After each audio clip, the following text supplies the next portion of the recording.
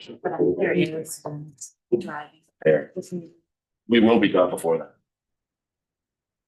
But I understand if you're talking. No, it's just been fantastic. Really, I really feel that. Hey, This was the building over this is allegedly. Easy. I will come. Sean, welcome. At this time, I'd like to call the Little Compton School Committee June 10th regular meeting to order. If we could all stand for the Pledge of Allegiance. The flag is in the corner of the room over Principal McKinnon's shoulder. I pledge allegiance to the flag of the United States of America, to the republic for which it stands, one nation, under God, indivisible, with liberty and justice for all. Thank you all. If we could just have a brief moment of reflection before we start out.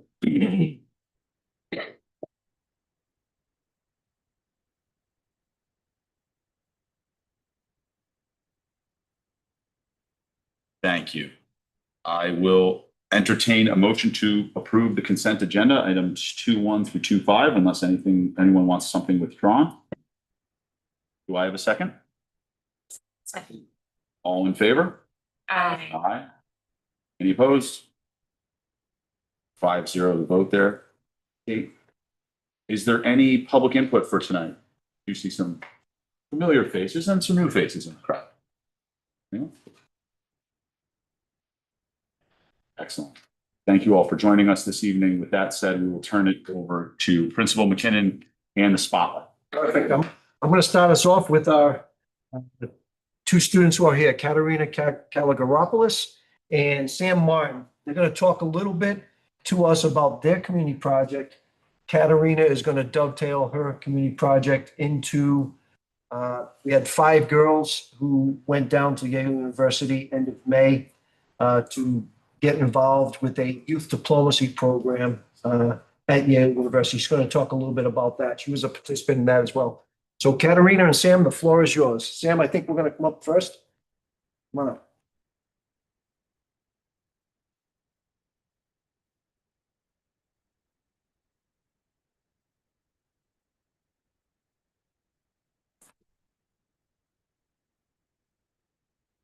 Bring the front, Sam.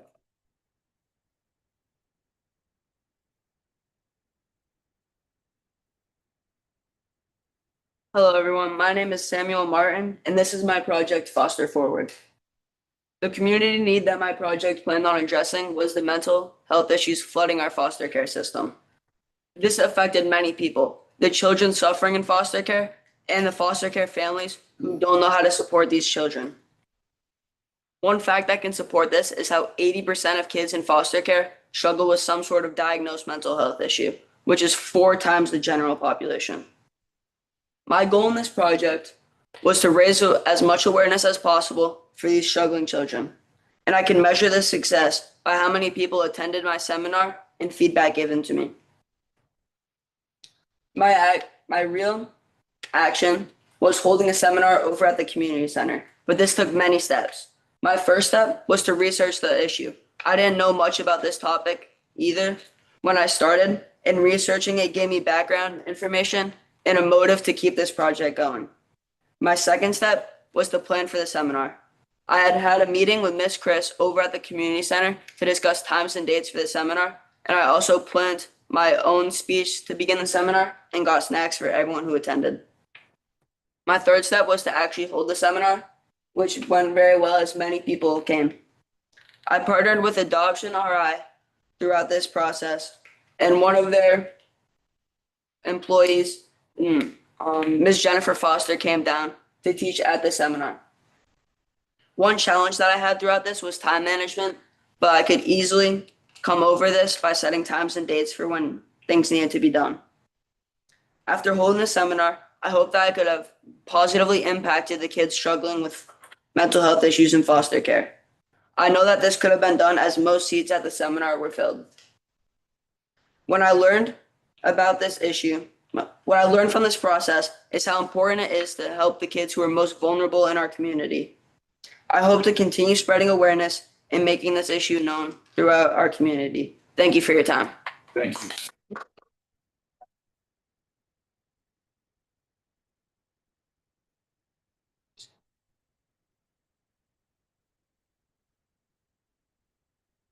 And next we have Katerina Kalogeropoulos, who is going to talk a little bit about her program of Ukraine Forward. Good evening, members of the school committee. My name is Katerina Kalogeropoulos, and I will be speaking about my community project as well as my experience with the Yale Leadership Program. My project is Beyond the Battlefield, and I started this initiative because the war has had a devastating impact on the youth of Ukraine. Right now, 3.5 million children in Ukraine lack basic necessities such as running water or a safe place to sleep. To help these vulnerable families, my goal was to host a Ukrainian dinner fundraiser to raise over $1,000 to donate to the City of Goodness. For those who may not be familiar with it, the City of Goodness is a vital humanitarian shelter located in western Ukraine. It was originally built as a safe haven for mothers escaping domestic violence.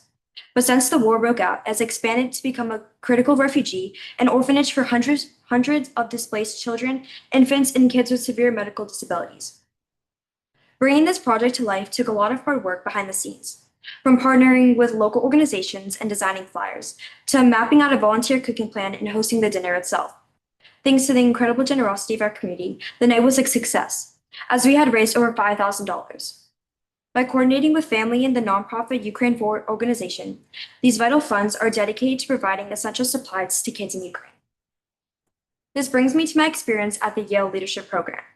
After 5 amazing days at Yale, I have grown and learned so much. I loved meeting new people from all over the world, listening to their ideas, stories, and perspectives on topics we were discussing.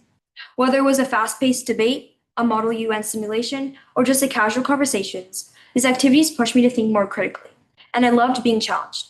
The mentors always encouraged us to try our best, and they taught us to be more confident in both our speech and how we carried ourselves.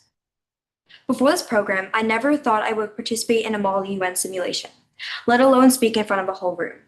But Yale challenged that. I became more confident and comfortable speaking in front of a large audience. Without this program, I wouldn't have stepped outside of my comfort zone and speak publicly about a brand new topic. Because of this growth, I highly recommend this program to future 8th graders. It is a perfect opportunity to find your voice, build your confidence, and realize that you are never too young to make a global impact. Thank you.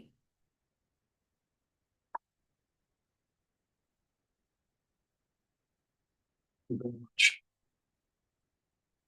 Sam and Katerina, thank you very much. I know getting up in front and speaking in front of so many adults is very difficult. It's tough enough in front of your peers, but to do it in front of adults is also difficult. So thank you very much.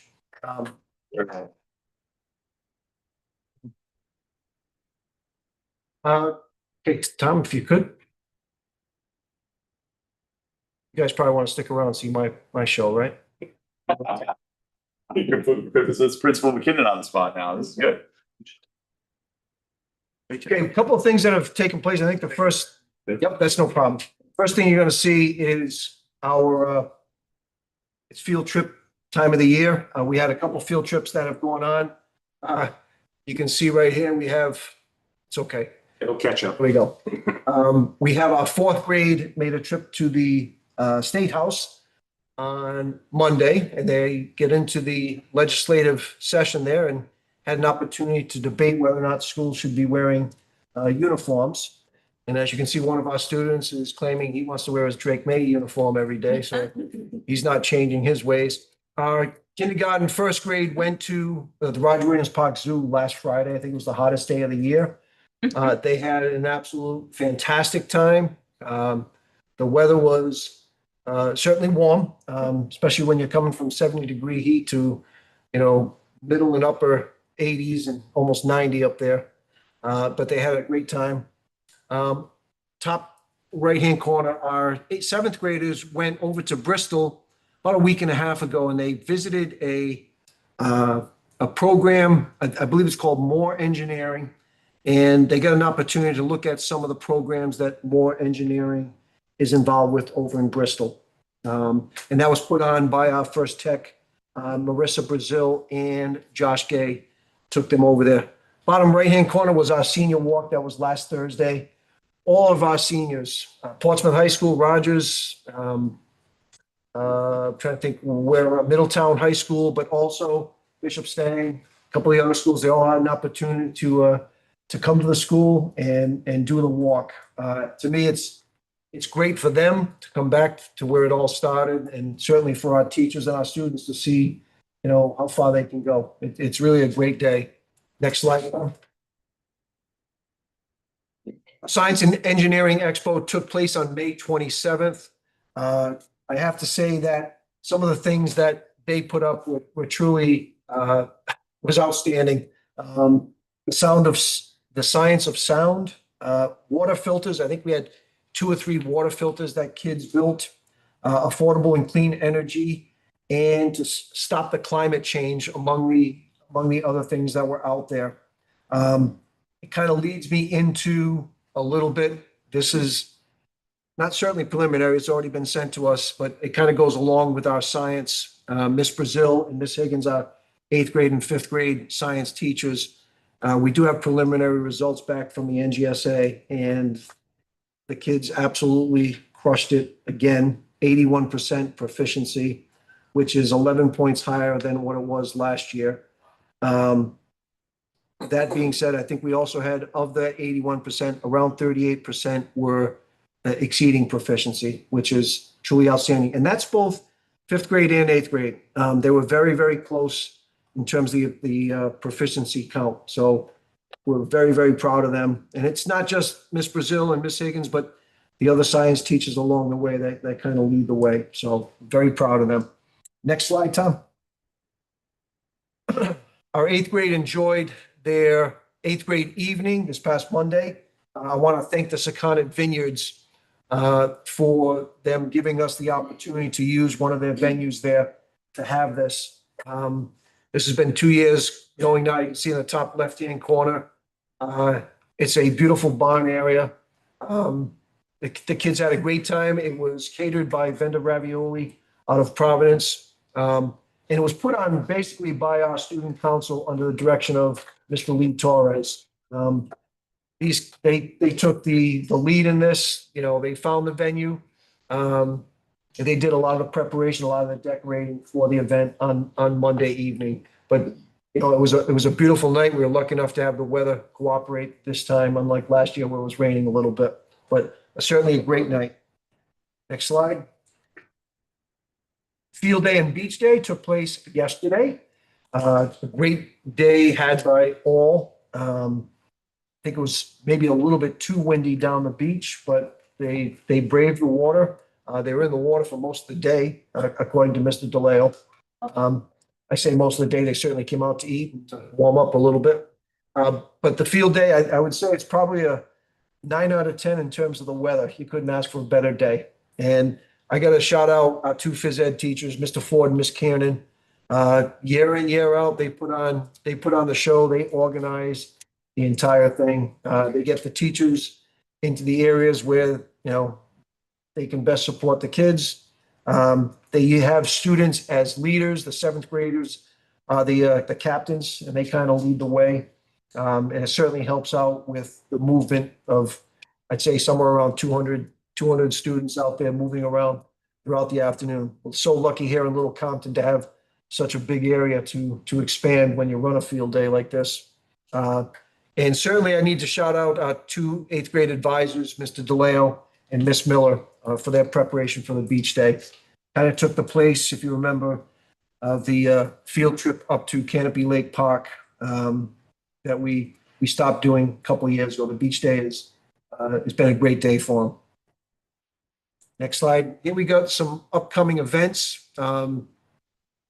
Miss Darling put this together, and she has all the technologies. We'll see it in a little bit. But anyways, tomorrow we have our grade 3 going to Plymouth, Patuxent, which is the old Pilgrims area, Plymouth Plantation. Grade 4 has their parade of history on Monday. Always a real neat time for kids to dress up as people in history who were famous and not so famous. Our grade 8 awards is on this Friday. I believe it starts at 1:00. Our 8th graders will get different awards, both academic and others. And then graduation is taking place on Monday at 6:00 prompt. School committee, you are all invited. If you have not received an invitation yet, it should be coming. And Tom, our last day of school is on June 16th. Isn't that cool? That's not me. I can't do that stuff. That is Miss Darlene. And that is everything that's going on in our school. Awesome, Principal McKinnon, just awesome. And I know that they're not here, but that was so great that you brought the students in. Yeah. You did a great job. I'm thrilled to hear such great things about the Yale trip. Yeah. And to echo what she shared, maybe we can keep that pursuit. I know that that was an opportunity that we. You know what? It's something that was sent to us. Mr. Torres took advantage of it, Okay. asked if there was interest, got them involved. I believe they had to write an initial essay that, and our students, you know, the way it happened, we weren't thinking we were going to get, you know, that many students, but they kind of struck while they could. Yeah. And we had five of our 6 or 7 that were invited. They took advantage of it. Mike's can certainly talk to it because his daughter was part of it. There were a couple of things that the girls wrote that they didn't like, and I kind of agree with them. It's a minor things, but even though it took place on the Yale campus, you know, my thought is that they would have stayed in the dorms at Yale, seeing that they were out, but instead they had to either get a hotel or, I think in the case of Little Compton, VRBO it. So they had to rent a place. And you would think that it would have been on the campus. It ended up being at an Omni hotel on the campus of Yale where all this took place. I would have thought it would have taken place in, you know, one of their academic buildings. Yeah. But I don't know. I think the girls also said that there was a reason for that. But it was run by students and staff from Yale University. But overall, I think it was a great opportunity for them to go and see something that's so close, you know, that they've never had an opportunity to do. And Amy, thank you so much for the work you do with the IB. The presentations were great this year. They continue to get better every year. I don't know how that's possible because every year I think the bar just gets raised, but they keep meeting and exceeding the expectation. And it really is due to your great work, Mr. Torres, and then certainly all the students and their ability to reach out, to be comfortable in talking to adults, reaching out to the community leaders wherever they target their impactful project. And it's just awesome to see. Really just proud of everybody's work in this school and in this community to you know, rising tide lifts all ships. It's just really great to see what these students are capable of. And I can truly feel comfortable saying Katarina and Sam were certainly outstanding, but we could have picked any one of the 15 different groups to come up here and speak, and they'd have done equally as a solid a job. Yeah, really well said. There Please, was Michael. 49 students at that Yale program. Out of that, we had 5. Yeah, 5. Representative out of Yeah. 49. Yeah, and they're from all over the world, mind us, you know, Yes. some from the United States, but there are students from other countries. We sat in on many interview process. There's a whole interview process the parents had to go through for the kids to actually be able to attend there. Mhm. There were like Zoom meetings and you get to hear other kids from around the world to be part of that. So it's like, it was a very interesting aspect. And there's probably about 6 or 7 slides in our presentation for our slideshow on class day Friday, good, that includes that Yale program. perfect, that'd be great. Really great to hear that. And once again, this is another, you know, Michael spoke to the percentages here. Reminds me of the Civic Bee. There's 20 some spots and half of them are occupied by Little Compton students. 10% of this international Yale retreat is occupied by Little Compton students. It really speaks to what these kids are capable of given the opportunity. Certainly the person who's putting them in that position, that's Mr. Torres. Yeah. No doubt. Keep certainly pass along, keep the pursuit of those endeavors. So because it's just opened so many doors and Absolutely. you know, the kids get to see what they're really capable of and what they can do when they believe in themselves. Speaking of graduation, I know our superintendent is at her grandson's graduation, close to where I grew up, but nonetheless, tonight's superintendent report will be delivered by Ms. Caroline. Yes, thank you. Yes, Rosemary wished she could be in 2 places at once, but alas. Yes, we first always. As many of you are aware, we have 3 teacher retirements this year. Cindy Pino, Marianne Vareka, and Kathy Aguilar. Their combined years of experience here at Wilburn Band School is just under 8. Cindy Pino began her career at WMS in 1998 as a teacher aide. In 2004, she became the keyboarding technology teacher before taking an elementary classroom teaching position in 2005. Kathy Aguiar started multi-age K-1 classroom in 1999 and has been teaching grade 1 since then. Marianne Vareka started at WMS teaching middle school ELA in 2002. She found her favorite grade level kindergarten a few years later. Through their decades in the classroom, these 3 talented educators have made a lasting impact on generations of students. There's no question that they have deeply inspired everyone they've worked alongside. Personally, I've had the immense privilege of knowing Marianne, Kathy, and Cindy not only as colleagues, but as some of the teachers who helped in raising young kids. Sharing in their departure is truly bittersweet, and we wish them well in their next chapter. And here's the flowers. Oh, well, yes. Any committee members want to speak to this? They all had a tremendous impact on my child, and I think I'm happy for them, and it's a big loss for us. Yes, I echo what Amy said. We're just coming out of this. I mean, we had Miss Pino this year. Mhm. And just really, I can speak for Duke. I think it's all the students, they really find the strengths that the students have and they lean into those strengths. And I think that's just so hard as somebody that deals with a lot of people, whether it's coaching or in my professional life, to see these teachers see what each child is capable of, and then to really lean into that and have them grow. Just, they will be greatly missed. As a community, to have 3 of our teachers leaving I know. in 1 year, Mhm. you know, that's big. Mhm. It's big. And certainly it's such a really developmental years. Yeah. I just know how great, that first year, that kindergarten experience, while we had Miss Segal and had a great experience, there was a lot of overlap with Miss Vareka.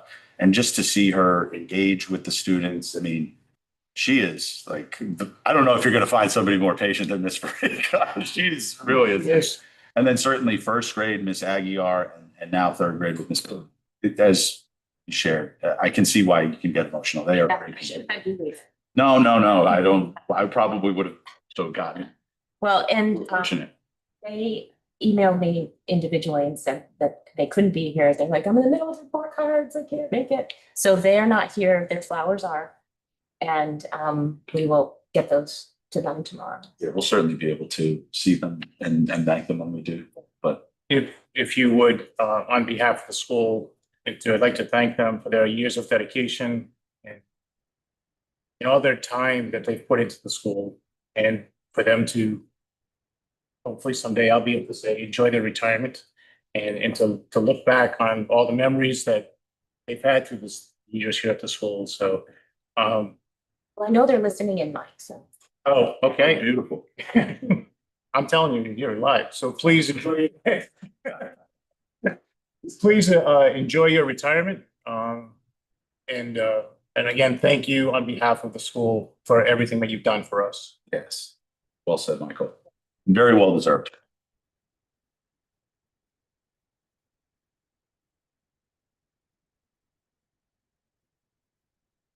It's a very tough act to follow tonight for McNamee. It always is, but here he comes, the 3-hitter, Mr. McNamee with the finance report.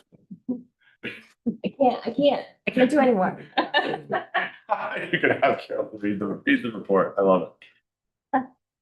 All right, so we've completed 11 months so far. This June is actually a big month expense-wise because we have 2 regular payrolls and the 3 summer payrolls. We have 5 payrolls in June, which obviously puts a little pressure on cash flow, but we do have tax collections in it to the 15th. So I think we're in good shape. that particular aspect of it.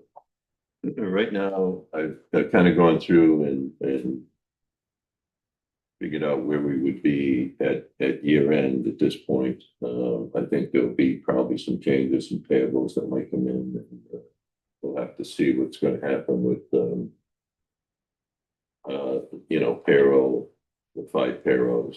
So we may have a little bit of a change to it, but right now, I'm really looking at kind of a break even, about $6,000 surplus, but I think we'll probably be somewhere in the break even area. Revenue's not going to change much at all. I mean, we're pretty much on top of where we should be at for the tuition revenue. And we're a little bit over on our Medicaid revenue. And of course, we had the $100,000 distribution that got some feedback, so that's already in there. But overall, on the expense side, we'll probably have a little bit of excess in the healthcare. Some of that, I think, is probably some money that we were going to fund through the grants that, and also with some of the changes in the membership. We do have co-shares coming in on the 5 payrolls, so that will help offset some of that cost as well too. So, but we didn't have any expenditures that are, were over budget by a significant amount. The electricity now is coming into view a little bit better than it has been. Rhode Island Energy has caught up with their billings at least through the beginning of April. So once the bills come in for April, May, I think what we'll see is we'll probably see a little bit more solar generation because of the time of the year. So we'll probably have a little bit of a reduction in those billings. Whereas during the winter months, I think we saw a little bit higher costs.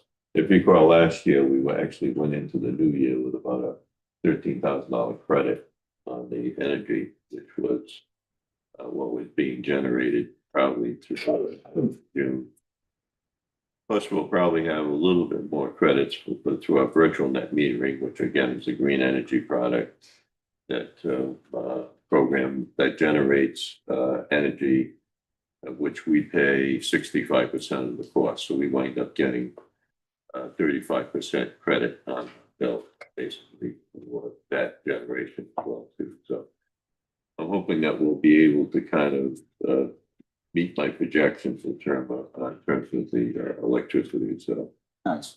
So the goal is probably to get as close to break even as we can for this year. On the capital side,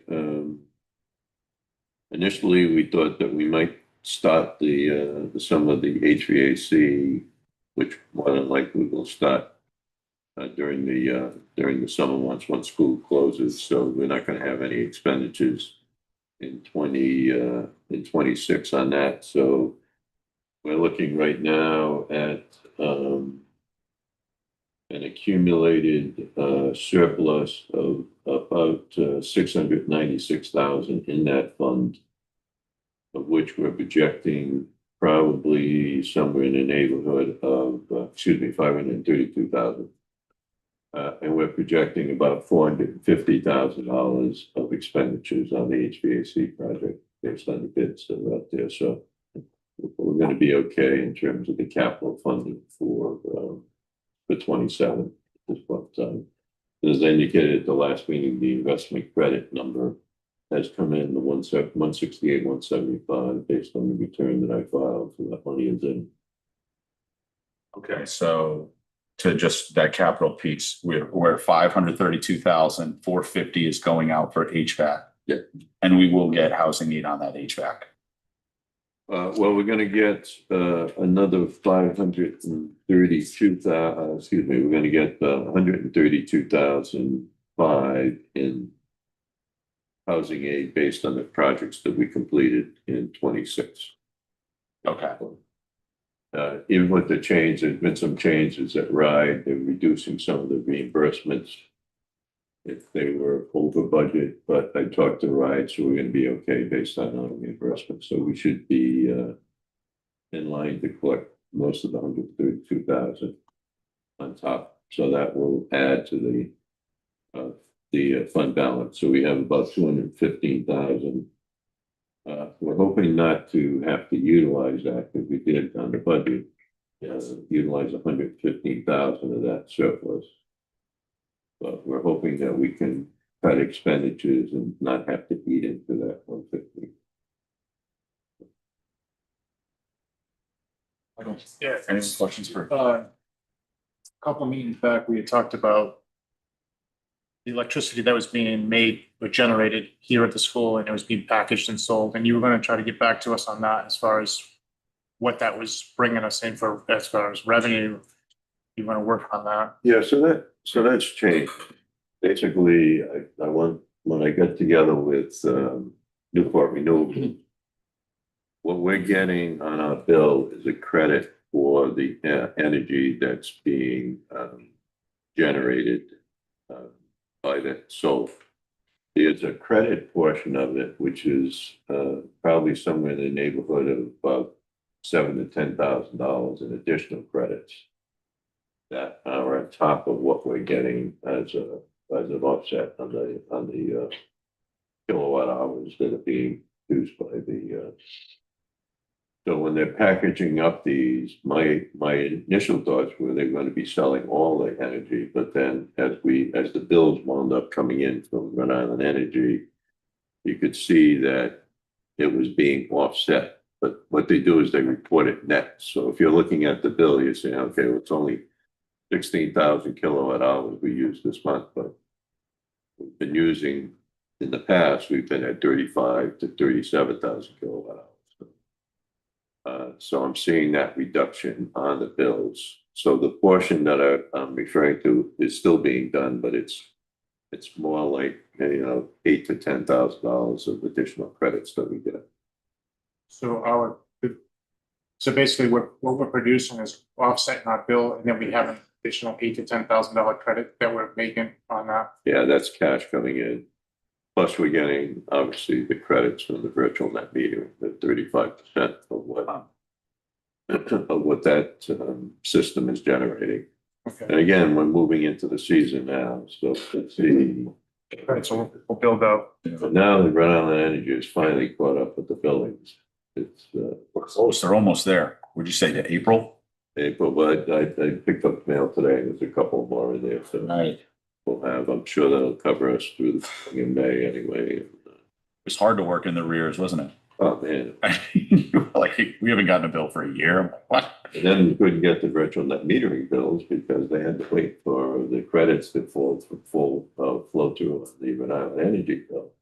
They got to track those, make sure that we're getting those credits on Rhode Island Energy bills. So, but I think as we go into 27, we'll be in much better shape. The second question I have is, from what I understand with this new budget that was just passed at the state level, that there was going to be more money going towards the schools. Are you aware of this? If so, how does that affect Wilco?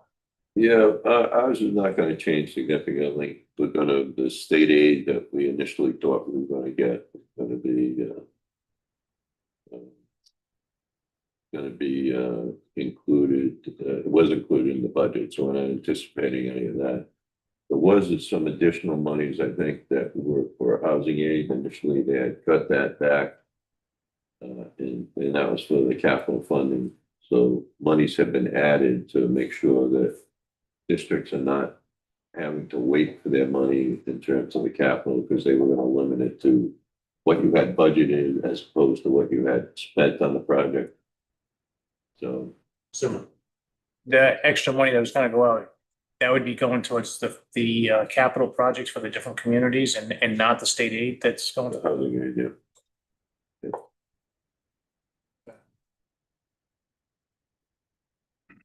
John, thank you always. All right, on to our subcommittee reports. Policy subcommittee, we did not meet since our last meeting. I believe we will possibly be meeting to construct what any future plaques may look like. I know that what was it wasn't the Historic Society, it was the Observation. Compton Historical. Yes, I don't want to get Yeah. the name wrong, but nonetheless, Aura came and presented to us. We don't believe that getting this plaque up will be an issue. However, Rosemarie brought it to the attention of myself and Attorney Clow that we might want to have a policy in place should these types of instances arise in the future. And that might be something that the policy subcommittee would look at before presenting to this body. But other than that, nothing to report on policy subject. 7.2, Portsmouth School Committee Liaison Report. Thank Mr. Mark. you, thank you. Just a couple of items from June 9th, so yesterday, last night's meeting. The boys lacrosse team became state champs. You didn't have to lead with that, but thank you for noting it. So that was a big deal for Division II. They won't be going up to Division I, which they were hoping for, I think, because they've had a pretty good run of it, but we'll see how that goes following next year's season. And they did recognize all of the graduates from Portsmouth High School this year. So just congratulations to all of those Little Compton students who are graduating from Portsmouth High School this year. Beyond that, not much to report. Awesome. And then Michael, Isabel McKinnon and Rosemarie were at graduation last Friday, right? Thank you for attending. I think that's great. If I could add something to Mark's lacrosse, I think I believe there were 2 kids who started from Little Compton. Okay, From the lacrosse team, Colby Nixon and Aiden O'Connor. Yep. great. I believe there was a third, Little Compton, the name escapes me, who's also a member of the team. So again, just a great opportunity for us. Nonetheless, yeah, back to back for them. And I don't know how the divisions work. All I know is that private schools should not be in the Division I if anyone from the state athletic board is listening. Fair enough. Thank you.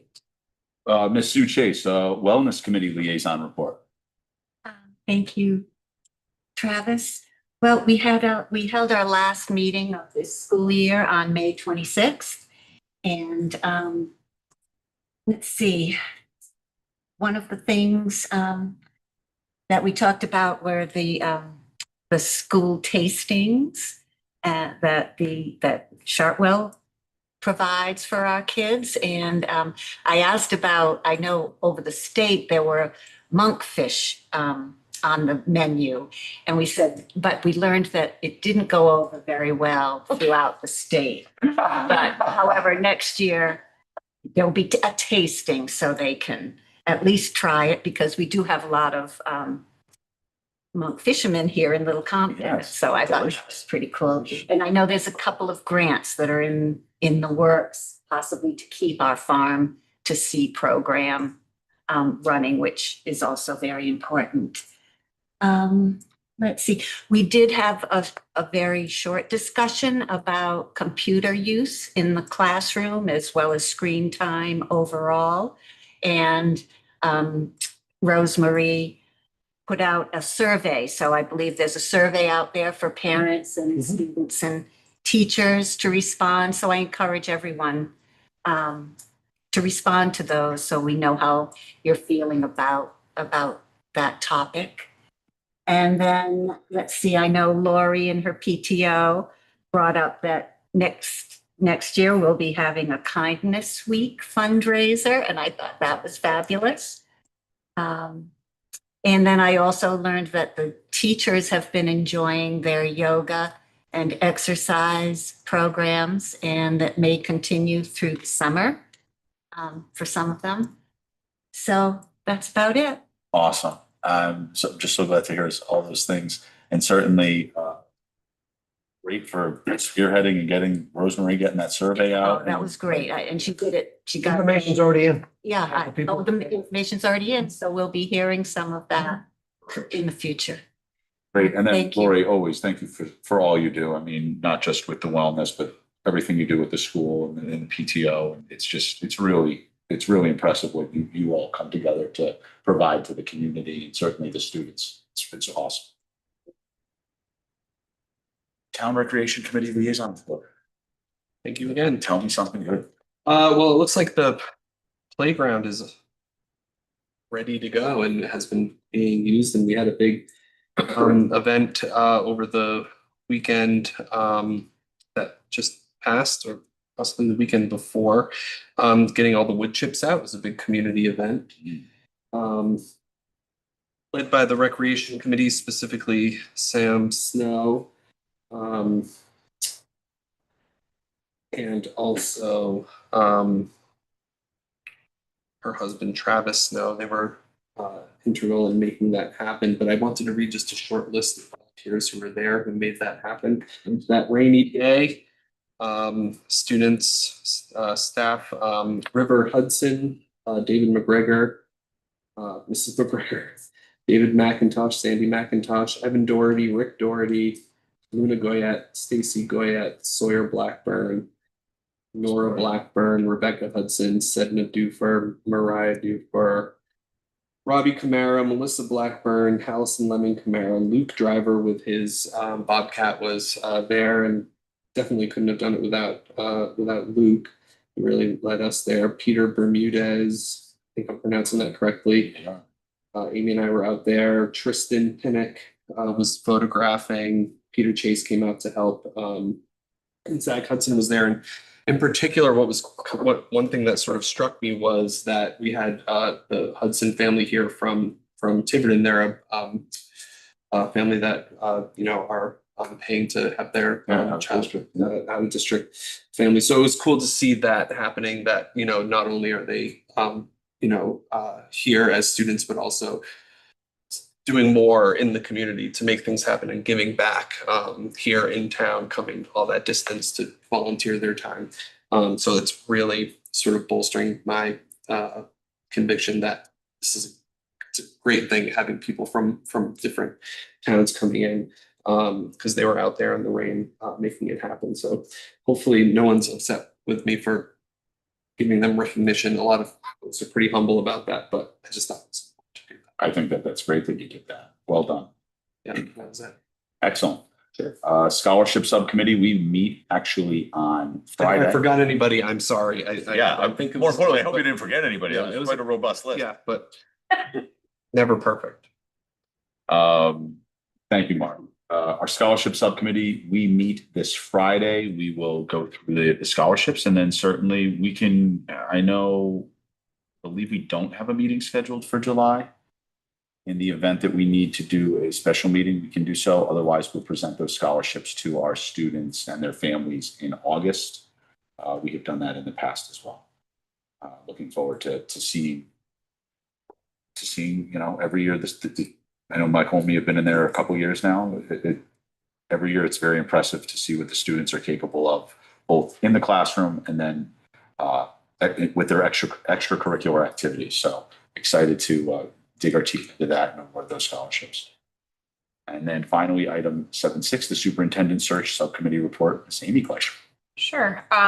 So the extending the deadline or reposting for the superintendent did lead to a deeper pool of candidates. The subcommittee has done the initial evaluations of those candidates and are conducting our initial interviews tomorrow, actually. Excellent. Yeah. And then from there, they'll once you guys do your thing, they'll come before us. Yes. We also get to interview them? Yeah. Yeah. Okay, just making sure. Excellent. Thank you, Amy. Action items. Consider, discuss, and approve the consolidation HR position job description. I'm going to turn it over to Sean to start, and then we can kind of go from there. Yes, just to give a little bit of a background as part of the budget that was proposed and adopted at the financial town meeting. The school and town have undergone a consolidation of the school and town's HR functions, which was identified as a way to create some efficiencies, work together with both school and town side. And so, I'll let John, if there's any questions about the financial piece, speak to that. But in terms of the job description and then the next agenda item, the actual agreement for the consolidation or merger, that has been led by Rosemary, myself, in terms of crafting that. We utilized Carolyn's HR expertise to help us craft that job description. And the merger document itself, which again is the next item on your agenda, was put together mainly by Rosemary and myself, and from a perspective of educational, administrative, and legal, and also was reviewed by the town solicitor, and everyone who has touched it has recommended that it move forward. So that's for your consideration tonight. We put the job description on first because it then is incorporated into the merger document itself. So it's kind of step one and then step two. So that's why the job description is first.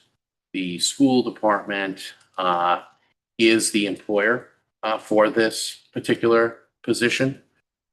So we, or the superintendent in particular, will have the final say in conjunction with the town manager as to how that position is handled, evaluation, so on and so forth. So that's kind of the main scope and structure of this position. We don't anticipate that there is going to be any hiring. There has been conversations with Carolyn that she can fulfill the role, and that was an opportunity, so there would not be anyone displaced. And in fact, someone who already knows the schools very well will be able to continue that position. So if there's any questions on the job description, now's the time to ask. I know one thing I do really appreciate about Rosemary is that I believe she reaches out to all of us prior to the school committee meetings. If there was any questions, did anyone have any questions about this agenda item with her? I know she's not here tonight. Her ears are probably ringing right now. But I really value that she does that, especially when there's instances, as Sean said, that they worked hand in hand on something that is coming across our purview tonight. Anyone? Questions, concerns, comments? Michael? Yeah, so I'm not sure, Sean, if I should be asking underneath this item or the next item. At the end of the day, you just stated that the primary employer is going to be the school department for this position. Right. So that being the question for who is going to be ultimately decides on the hiring process. So if somebody had to be hired for this position, and I'm not saying don't go anywhere, I'm not saying that. What I'm asking you is that how much say does the town have, and how much say does the school have in hiring of that potential person that needed in the future? That's detailed in that consolidation agreement. The town has input, but we still, since it remains a school department employee, state law around hiring still needs to be followed, including all school committee policies. So the ultimate decider would be the superintendent, as it is the case now with any employee in the school department. So that would still remain, but there would be input with the town. That's listed here as the employer record. Correct. Good question. One day we're going to give you your flowers, Carolyn, so we need to be prepared just in case. Just saying, that's a good question, Michael. Long-term thinking. And then the second part is as far as the actual location of this office, will all that work be held? That's a good question. I don't know the answer to. My assumption, and to be clear, I'm assuming in public, which is probably not a great thing to do, is that for school-related activity, there would be a location here, and there may be a location on the town side, because the nature of the HR function being that there are confidential employee matters that are dealt with, we wouldn't want any cross-contamination, if you will, where you have maybe school files going somewhere else and conversely employee files going elsewhere. Right. And that's a true statement. I think the other part of it is as far as people being, like in the school, it's not an issue. Anybody can access, right? But if somebody on the town side needed to access HR. Is, Yeah, I think that'll be done outside of. Right, so I think that those logistics can be certainly worked out so people understand who they need to contact and when and how that happens. We just don't want to say, well, we have to go to the school to go talk to HR. Right, no, I understand that. We want to be able to say HR is somewhere else, you know, to be in fairness if we're going to split this. Any other questions, concerns, or comments for Sean? All right, with that said, I will consider a motion to approve the consolidation HR position job description. Do I have a motion? Do I have a second? Second. All in favor? Aye. Aye. Any opposed? Motion carries. Item 8.2, consider, discuss, and approve the HR professional consolidation agreement. Now, Sean, in speaking with you, this approval is all contingent upon the council also approving. Yes.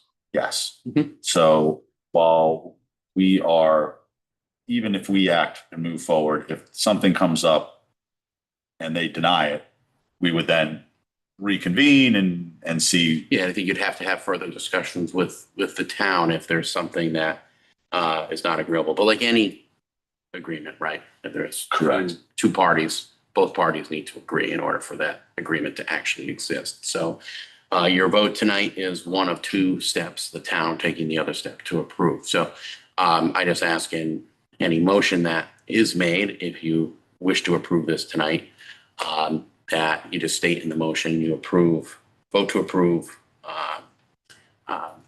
contingent on town council. Okay.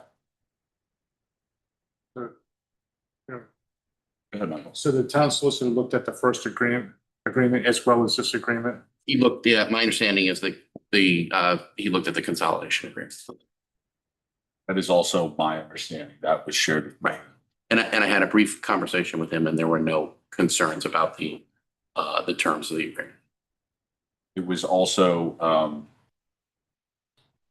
Council President McHugh reached out to me and said, if we do in fact approve this tonight, it will be on their next agenda, which the 18th. Thank you. I was going to say it's not tomorrow, but it would be on their next agenda to discuss and approve.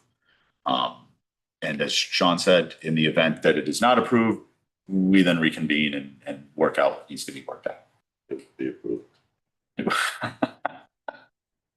Mr. McNamee, I'll get emotional. So go ahead. Sean, there was one thing in here. Okay, it talks about a pilot program. Pilot program year 26 to 27. Then it talks about a 3-year term.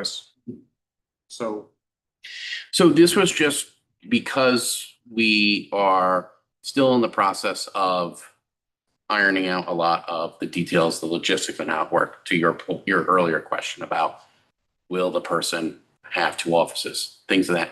There's certain things that need to be worked out. If for some reason after this first year or during this first year, this is clearly not going to work, we're not in a position, neither side is in a position where they are stuck with this for 3 years. We could say, look, we tried it, but there was things that we didn't anticipate that came up that this is not feasible moving forward. And there's essentially an escape hatch there. Worst case scenario is we do it for 3 years and then you could revisit it.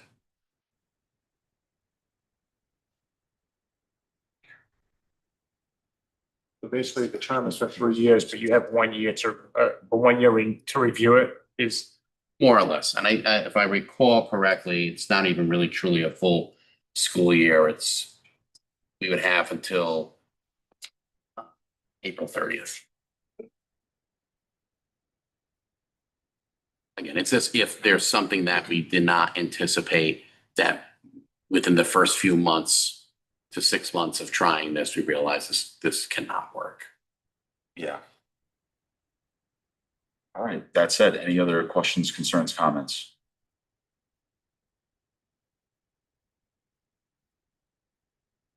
then I will consider a motion to approve the HR professional consolidation agreement contingent upon the council approval at the June 18th meeting.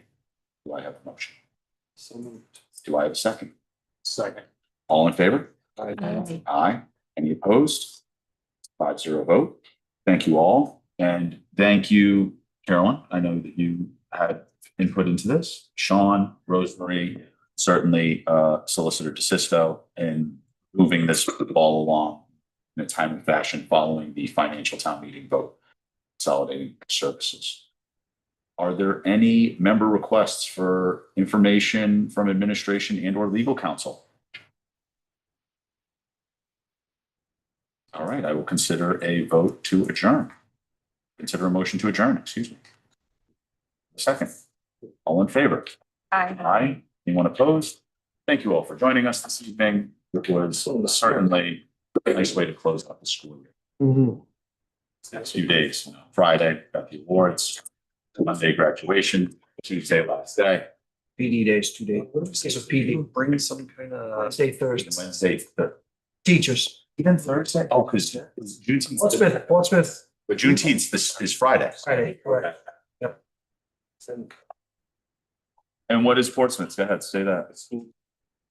We originally followed Portsmouth lead on that. They ended up going to 179. I think there was some pushback.